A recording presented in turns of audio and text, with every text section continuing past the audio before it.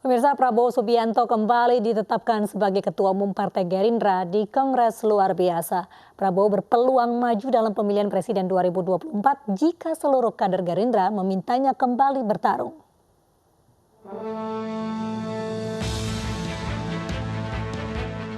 Kongres luar biasa Partai Gerindra hari ini menetapkan Prabowo Subianto menjadi Ketua Umum untuk periode 2020 hingga 2025. Pengukuhan kembali Prabowo Subianto sesuai usulan semua Dewan Pimpinan Cabang dan Dewan Pimpinan Daerah Partai Gerindra. Tidak semua kader Gerindra bisa hadir di kongres yang digelar di kediaman Prabowo di Hambalang, Bogor, Jawa Barat karena penerapan protokol kesehatan, sehingga banyak yang mengikuti KLB secara virtual. Lalu soal pemilihan ketua umum ya, ini kan sudah berjalan ya. Terakhir kita mengadakan Rapimnas 4 Juni 2020, di mana dalam Rapimnas 4 Juni 2020 itu keputusannya adalah seluruh DPD Gerindra se-Indonesia 34 provinsi sudah menyatakan dukungan kepada Pak Prabowo dan tidak ada nama lain yang diusulkan oleh daerah. Di mana DPD Gerindra itu sebelum 4 Juni 2020 mengadakan Rapimnas, ya Rapimnas yang kita laksanakan 4 Juni itu sebelumnya kan sudah ada Rapimda.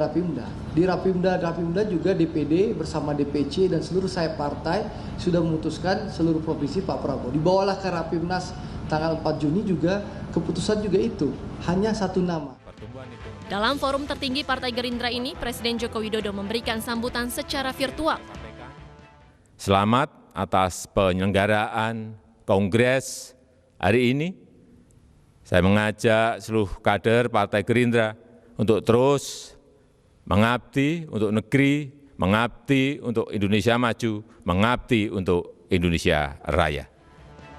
Selain Presiden Jokowi, Ketua Umum PDI Perjuangan Megawati Soekarno Putri juga memberikan sambutan secara virtual dan mendoakan kesuksesan Partai Gerindra. Saya meyakini Kongres luar biasa ini akan berjalan dengan sukses, menghasilkan keputusan yang menguatkan seluruh konsolidasi politik nasional kebangsaan kita. Semuanya untuk Indonesia yang lebih berdaulat, lebih berdiri di atas kaki sendiri, dan semakin menunjukkan kepribadian bangsa yang berkarakter Indonesia. Ini adalah periode kedua Prabowo Subianto menjadi Ketua Umum Partai Gerindra sejak berdiri pada 6 Februari 2008.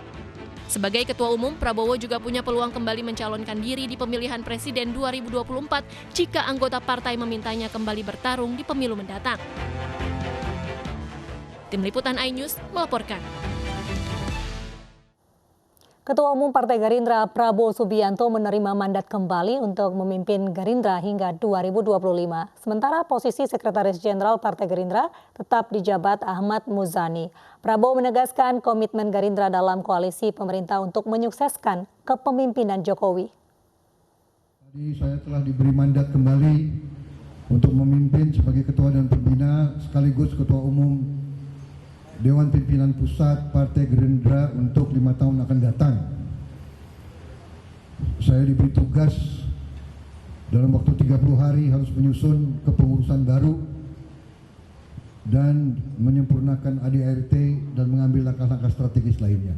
Yang jelas, tadi saya menyampaikan bahwa kita akan bekerja keras sebagai bagian dari pemerintah untuk mensukseskan pemerintah di bawah kepemimpinan Presiden Joko Widodo. Tadi beliau memberi kehormatan, memberi sambutan. Juga Presiden RI kelima, Ibu Megawati memberi sambutan. Ini kehormatan dan ini juga sesuatu untuk menegaskan bahwa kita bagian dari koalisi yang solid.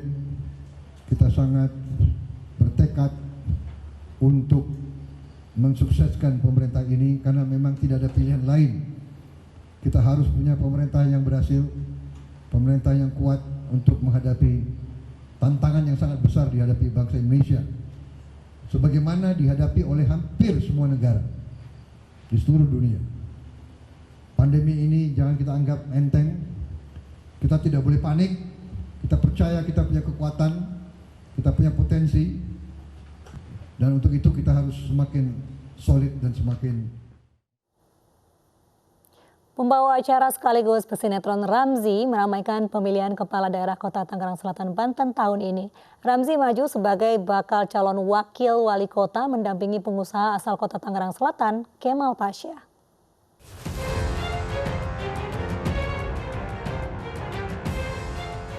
Pembawa acara sekaligus pesinetron Ramzy maju di pemilihan Kepala Daerah Tangerang Selatan 2020.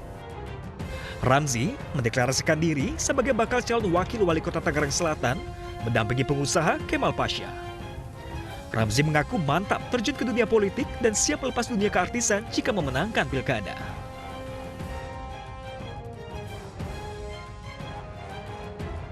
Dengan keikutsertaan Kemal Pasha dan Ramzy, pertarungan memperebutkan kursi nomor 1 di kota Tangerang Selatan semakin ramai.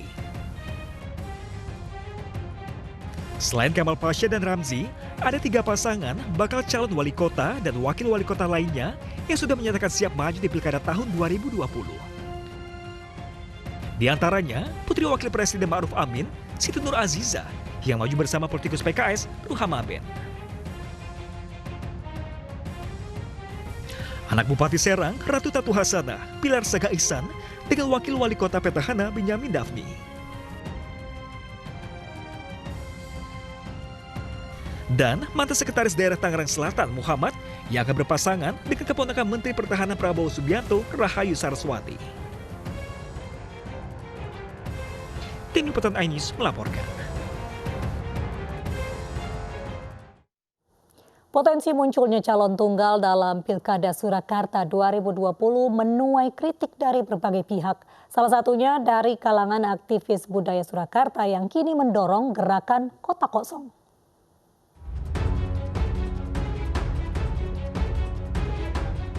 Gerakan Kota Kosong diprakarsai aktivis budaya Surakarta Zen Zulkarnain sebagai bentuk kritik atas jalannya Pilkada Surakarta 2020. Zen mengatakan munculnya calon tunggal adalah bukti sistem demokrasi tidak berfungsi dan tidak sehat. Nah, suara-suara yang nggak setuju ini kan nggak ditampung kemana-mana nih. Nah, disitulah pentingnya Kota Kosong, ya, menampung suara-suara. Semakin suaranya nanti semakin besar, itu akan bisa menjadi koreksi sikap para elit politik supaya tidak membangun model-model politik seperti ini lagi, ya kan. Sementara itu, Gibran Rakabuming Raka, bakal calon wali kota Surakarta dari PDIP, enggan menanggapi masalah Kota Kosong. Gibran justru memberikan semangat kepada kontestan lain, yakni pasangan Bagio Wahyono dan FX Suparjo atau Bajo, yang kini tengah menjalani verifikasi di KPU Surakarta. Ini kan sedang ada calon independen yang sedang berjuang. Jangan mengeluarkan statement-statement atau narasi seperti itu nggak menghormati kontestan lain namanya. Dari 45 kursi DPRD Surakarta, 30 diantaranya adalah PDIP. Disusul PKS 5 kursi, PAN, Golkar, dan Gerindra masing-masing 3 kursi, dan 1 kursi dari PSI. Hal ini membuat partai di luar PDI Perjuangan kesulitan mengusung calon pada Pilkada Surakarta 2020. Dari Surakarta, Jawa Tengah, Septiantoro, iNews melaporkan.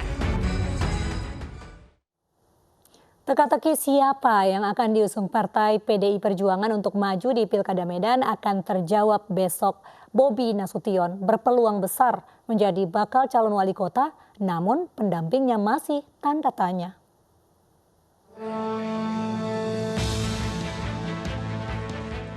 Siapa yang akan diusung PDI Perjuangan untuk bertarung di Pilkada Medan 2020 akan segera terjawab. Dewan Pimpinan Pusat PDI Perjuangan rencananya akan merilis calon-calon yang diusungnya di Pilkada serentak 2020, termasuk calon di pemilihan wali kota Medan. Nama Bobi Nasution masih terkuat untuk menjadi bakal calon wali kota, sementara nama pendampingnya masih abu-abu. Wakil Ketua DPD PDI Perjuangan Sumatera Utara berharap pendamping Bobi berasal dari internal partai karena PDI Perjuangan punya cukup kursi untuk mengusung sendiri. Namun, jikapun calon berasal dari partai lain yang berkoalisi, kader PDI Perjuangan Medan tetap akan mendukung penuh. Hingga saat ini belum ada sosok lain yang tampil dan dominan untuk diusulkan sebagai alternatif. Masih Bobi yang paling memungkinkan diusung oleh DPP partai. Karena ini koalisi partai politik yang besar, maka tidak menutup kemungkinan bahwa wakil itu juga dari partai lain. Saya tegaskan bahwa apapun keputusan DPP partai mencalonkan siapapun itu, kalau itu keputusan DPP, maka seluruh kader partai pasti solid untuk mendukung dan memenangkannya. Sementara sosok yang digadang-gadang akan mendampingi Bobi adalah kader Gerindra Aulia Rahman yang saat ini menjabat Ketua Komisi 2 DPRD Kota Medan. Selain PD Perjuangan dan Gerindra yang berkoalisi, sejumlah partai juga sudah menyatakan dukungannya kepada Bobi, diantaranya Partai Golkar dan Partai Amanat Nasional. Dari Medan, Sumatera Utara, Said Ilham, iNews melaporkan.